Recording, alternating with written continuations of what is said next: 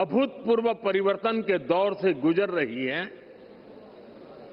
तब global south के लिए भी ये नए रास्ते बनाने का समय है।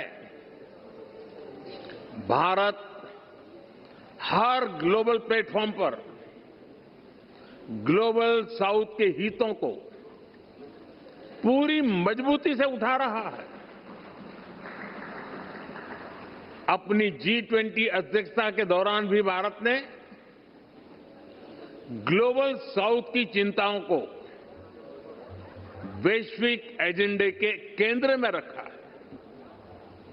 भारत का ये लगातार प्रयास है कि हम जो भी इनोवेशन करें उससे पूरे ग्लोबल साउथ को लाभ हो, कॉमनवेल्थ देशों को फायदा हो। हम ओपन सोर्स टेक प्लेटफॉर्म भी बना रहे हैं ताकि ग्लोबल साउथ के हमारे साथी देश भी अपने यहां भारत जैसी व्यवस्थाएं विकसित कर सकें। फ्रेंड्स, इस बार की कॉन्फ्रेंस का एक प्रमुख लक्ष्य ये भी है कि कैसे हम अलग अलग तरीकों से पार्लियामेंट्री डेमोक्रेसी की नॉलेज और अंडरस्टैंडिंग को प्रमोट करें।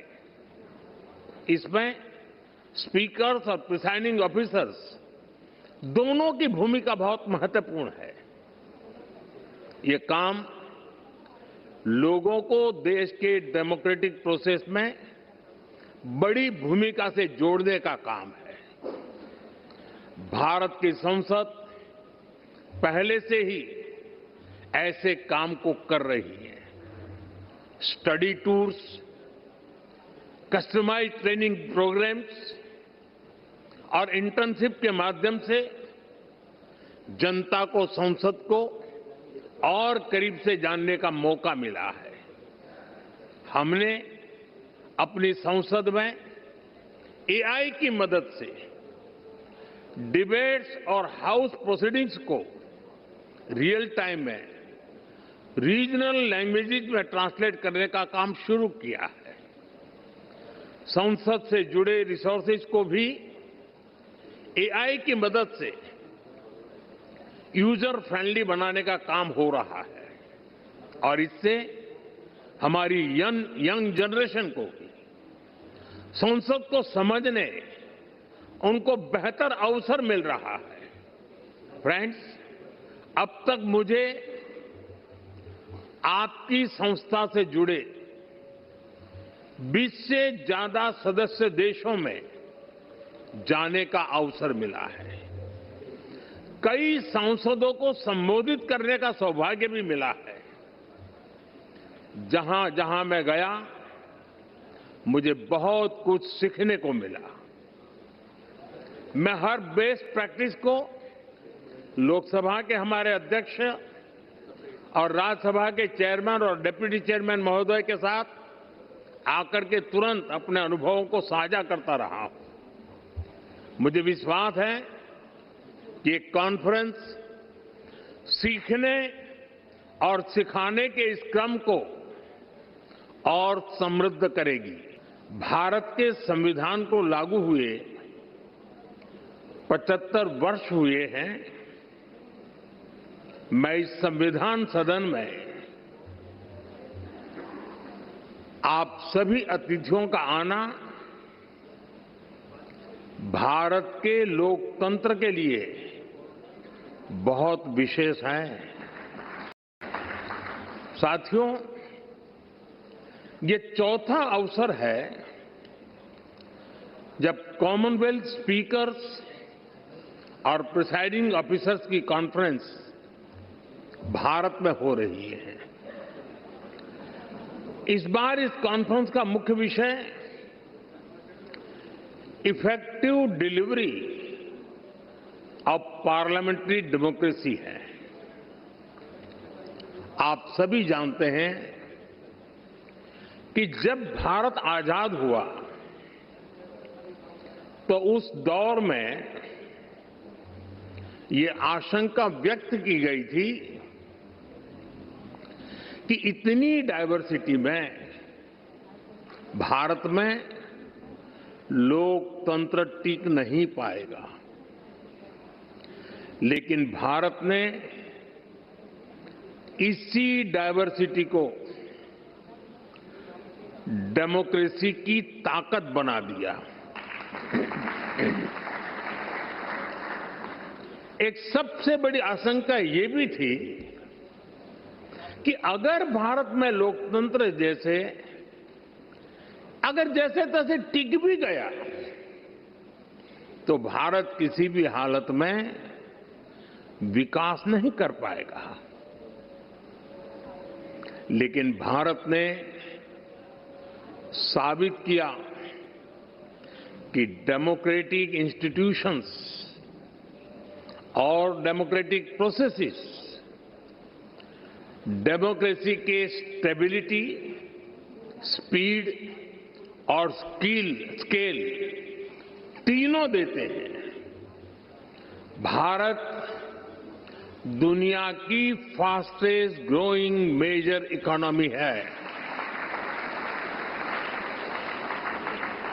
आज भारत में यूपीआई दुनिया का सबसे बड़ा डिजिटल पेमेंट सिस्टम है। आज भारत दुनिया का सबसे बड़ा वैक्सीन प्रोड्यूसर है। आज भारत दुनिया का नंबर 2 स्टील प्रोड्यूसर है।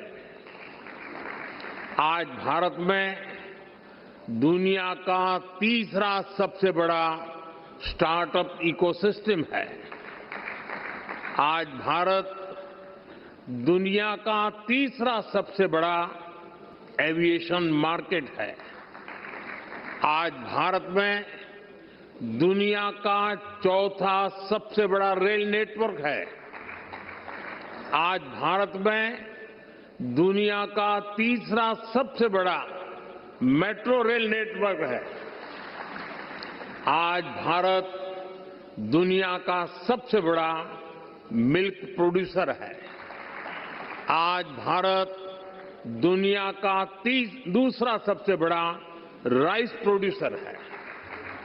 फ्रेंड्स, भारत में डेमोक्रेसी का अर्थ लास्ट माइल डिलीवरी है। हम एक लोक कल्याण की भावना से हर व्यक्ति के लिए बिना किसी भेदभाव के काम कर रहे हैं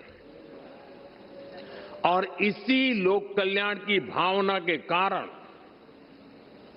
बीते कुछ वर्षों में भारत में 25 करोड़ लोग गरीबी से बाहर निकले हैं। In India democracy delivers.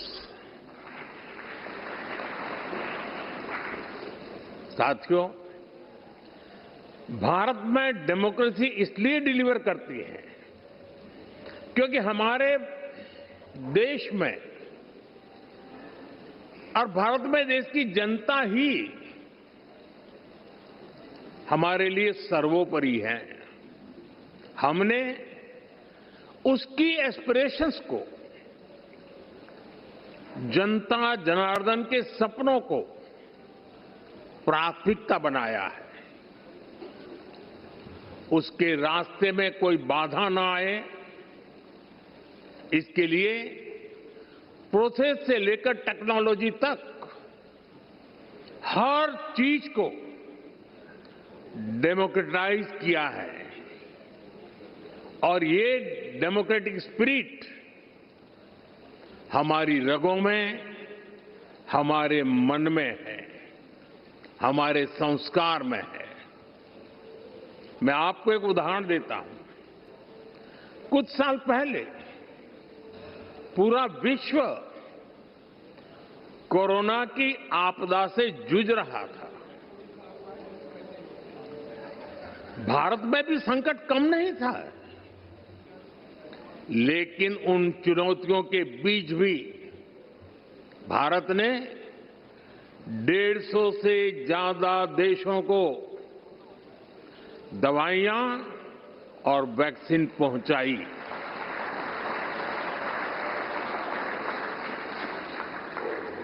लोगों का हित, लोगों की भलाई और उनका कल्याण, ये हमारा संस्कार है। और ये संस्कार हमें हमारे लोकतंत्र ने दिए हैं। Friends, many of you know India as the world's largest democracy. Truly, the scale of our democracy is extraordinary. Consider India's general elections held in 2024. They were the largest democratic exercise in human history. Nearly 980 million citizens were registered to vote. This number is larger than the population of some continents. There were more than 8,000 candidates and over 700